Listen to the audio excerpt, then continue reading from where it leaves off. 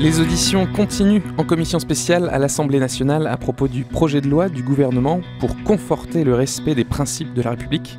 C'est un projet de loi ambitieux par sa taille, 51 articles quand même, et par la sensibilité des sujets abordés, notamment la lutte contre la polygamie, l'interdiction de délivrer des certificats de virginité, l'extension de la notion de service public pour imposer la laïcité à des secteurs privés, le respect des principes républicains dans le sport. Bienvenue dans Le Droit en débat, une émission pour comprendre l'actualité du droit, avec ce soir Grégoire Pupinck, directeur de l'ECLJ.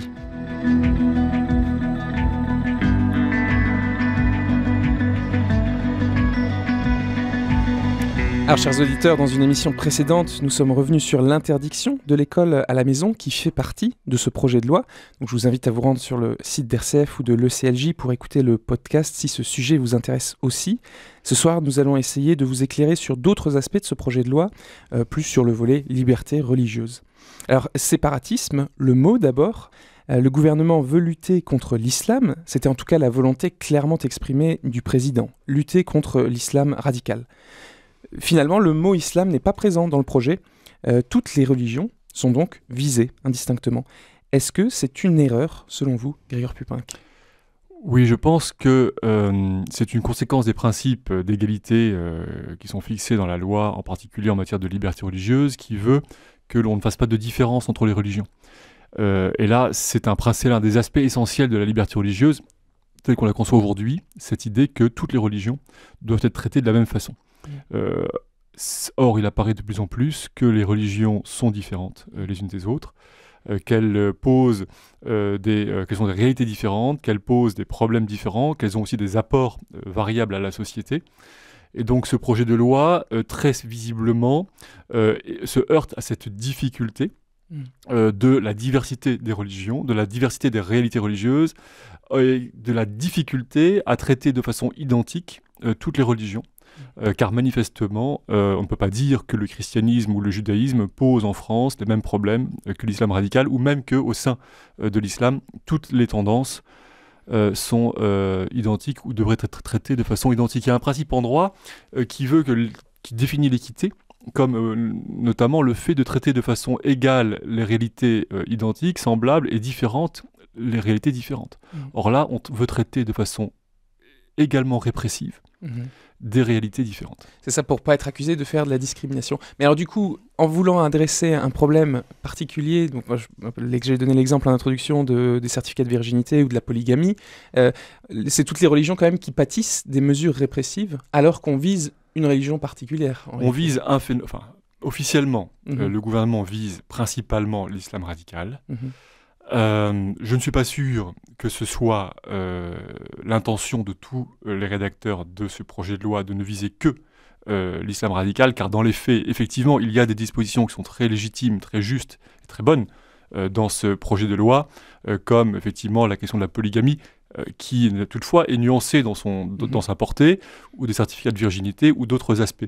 Mais ce projet de loi vise l'ensemble des religions. La question c'est, soit il embrasse trop largement, un peu comme pour les vaccins, vous savez, ou parce qu'il y a certaines populations qui sont fragiles, on va confiner toute la population. Là c'est un peu pareil.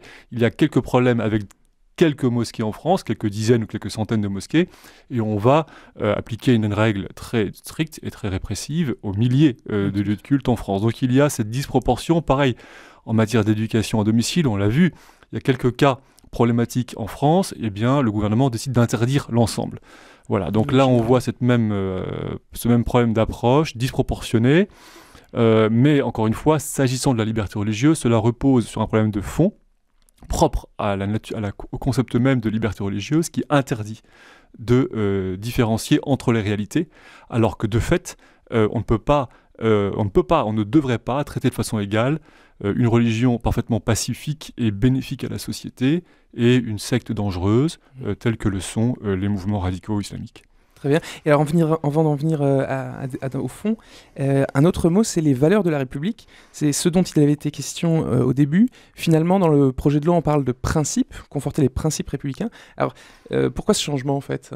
Alors, tout est là. La difficulté aussi, voyez-vous, c'est que ce projet de loi veut réaffirmer ce qu'ils appellent au départ les valeurs républicaines contre contre les doctrines religieuses, réaffirmer la primauté, la supériorité de la République, de la loi de la République et de ses valeurs sur les religions. Ça, c'est une volonté qui est très nettement affirmée. Toute la difficulté, évidemment, c'est de définir ces valeurs de la République qui ne sont pas initialement définies dans le texte. Le texte initial renvoyait au Conseil d'État, après l'adoption de la loi, le soin de définir le contenu de ces valeurs. Alors le Conseil d'État a, dans son avis, refusé cette approche et a recommandé aux législateurs de remplacer la notion de valeur par celle de principe, qui est une notion qui est connue en droit. Les principes fondamentaux de la République, qui renvoient à un certain nombre de libertés, en particulier celles adoptées à la fin du XIXe siècle, au début du XXe siècle, dans la Troisième République. Le texte de loi donne quelques exemples essentiels de ces principes. Alors ils sont importants, évidemment, il est bon de les rappeler. Un principe avec lequel nous sommes parfaitement d'accord, évidemment, qui sont justes, le principe de dignité de la personne humaine, ou le principe d'égalité, notamment entre les hommes et les femmes, le principe de liberté. Donc oui, il est important, il est bon de rappeler ces principes et de dire qu'en France, ces principes priment. Priment même, effectivement, les discours idéologiques et religieux.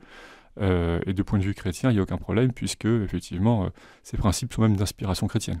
Alors j'en viens rapidement au fond du texte sur un premier point, un premier article particulier, celui des associations religieuses. Donc le gouvernement veut mieux contrôler les associations religieuses, surtout si elles demandent de l'argent public. Donc historiquement, c'était la loi de 1905 qui avait créé un régime d'association spéciale pour ce qu'on appelle les congrégations, on va y revenir. Actuellement, le problème serait que les musulmans qui souhaitent fonder des communautés se déclarent plutôt comme des associations culturelles, donc se mettent sous le régime de la loi de 1901 et pas sous celle de 1905. Alors, Grégoire Pupin, pour nos auditeurs qui ne sont peut-être pas versés dans ces lois, est-ce que vous pouvez clarifier ce qui est problématique ? Voilà, donc il existe en France plusieurs régimes permettant d'exercer le culte. Le régime, on va dire, spécifique, c'est le régime de la loi 1905, qui est une variante de la loi générale de liberté d'association, qui prévoit que les associations qui ont pour objet exclusif la pratique du culte peuvent bénéficier d'un régime spécifique qui est favorable au plan fiscal, puisqu'il y a des déductions fiscales en matière d'impôts, notamment relatifs au patrimoine immobilier, mais sont soumises à des règles plus strictes en matière de contrôle par l'État. Donc l'État, la République française, a toujours eu, depuis la Troisième République, la volonté de contrôler la pratique religieuse. Donc le cadre de la loi 1905 donne des avantages fiscaux, mais aussi impose un contrôle. Ce qui se fait souvent, c'est que les associations qui viennent en support des centres musulmans qu'on trouve dans de nombreuses banlieues françaises se déclarent plutôt en association 1901, ça veut dire association culturelle de droit commun. Délivrent des reçus fiscaux, mais ne bénéficient pas des avantages fiscaux. Mais non plus ne sont pas soumis à un contrôle strict de l'administration. Si bien que ces associations 1901, de droit commun, sont plus fragiles à certains égards, ne sont pas l'objet du contrôle strict par l'administration, et la volonté du gouvernement est de faire rentrer ces structures, ces mosquées, dans le cadre plus sévère de la loi 1905, et pour cela, il rend plus sévère le cadre de la loi de 1901 lorsqu'il s'applique à une pratique cultuelle.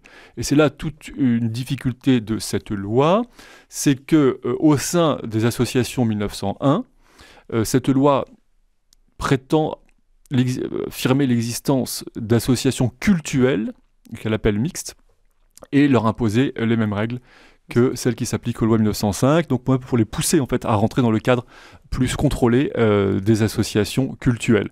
Oui. Donc on en revient à ce que vous avez dit au début, c'est-à-dire qu'on veut cibler une certaine chose et en fait on réprime, on on aggrave la loi de 1901. En fait, voilà, la loi de 1901, effectivement, le but c'est quand même de la limiter à des pratiques non cultuelles et de pousser toutes les associations qui ont une dimension cultuelle à adopter le régime encadré de 1905. Mais il faut quand même être bien conscient que ce mouvement, donc qui va pour pousser les gens à adopter la loi 1900, le régime 1905, qui est un régime strict, lequel va en plus être renforcé de contrôles supplémentaires, eh bien vise à très clairement renforcer le contrôle de l'État sur les activités cultuelles.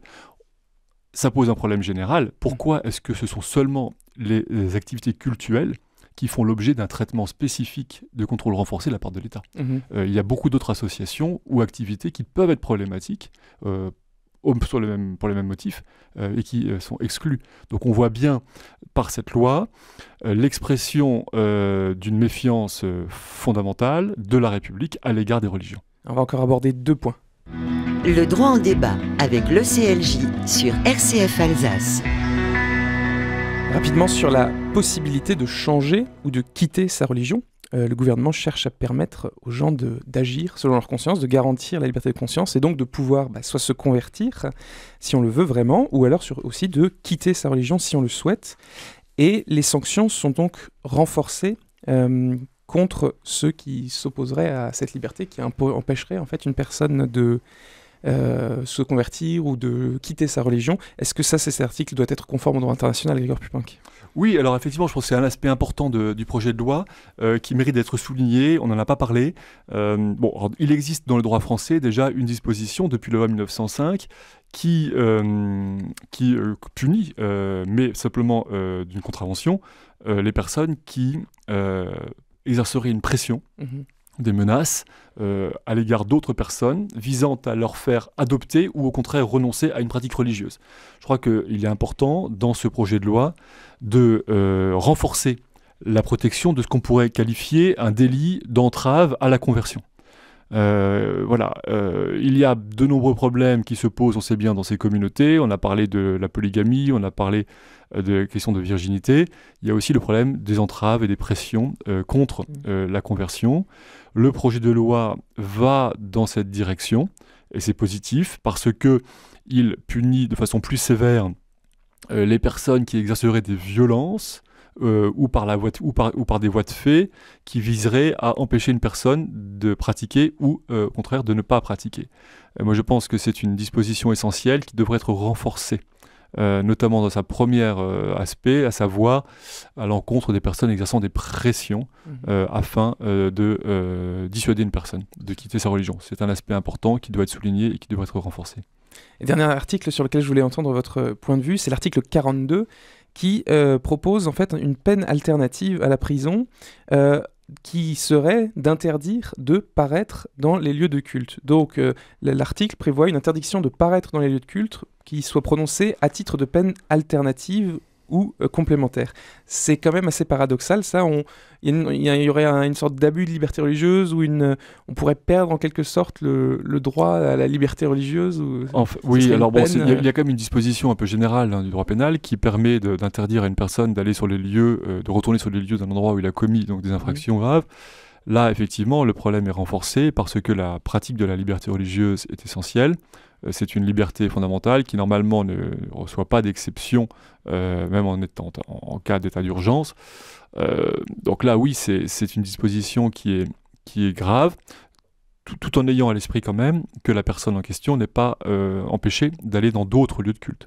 Donc elle est interdite, il me semble, d'aller dans le lieu où elle a commis des discours de haine, etc., mais elle peut quand même aller dans d'autres lieux. Il y a une autre disposition importante de ce projet de loi sur les discours qui vise aussi à renforcer la répression des incitations à la haine et à la violence dites au sein des lieux de culte. Donc il y a, et aux abords des lieux de culte. Donc il y a aussi une volonté de la part du gouvernement de contrôler la liberté d'expression au sein des lieux de culte. Cela est parfaitement justifié à certains égards, évidemment, mais toutefois, comme l'ensemble de cette loi, cette disposition ouvre une brèche importante dans la liberté d'expression, la liberté religieuse, et pourrait très bien, à l'avenir, être interprétée de façon beaucoup plus large, et aussi viser finalement tout discours religieux qui irait à l'encontre de la doxa ou de la culture dominante au sein de la société. Or, on voit bien qu'aujourd'hui, les musulmans, effectivement, sont de plus en plus en rupture, enfin les musulmans radicaux, avec la pensée républicaine, mais ce sera aussi le cas probablement des catholiques ou des protestants évangéliques, ou même de certaines communautés juives. Et on peut penser que ces dispositions qui aujourd'hui sont adoptées en raison de la menace islamique peuvent très bien aussi être appliquées à l'encontre de l'ensemble des religions. Et plus le fossé va s'accroître entre les religions et la société, plus le danger sera grand pour la liberté religieuse. Et oui, la citation à la haine est déjà une notion qui fait débat. Merci beaucoup Grégoire Pupinck pour cet éclairage sur le droit en débat. Merci aux auditeurs et puis je vous dis très bonne soirée sur RCF, à la semaine prochaine.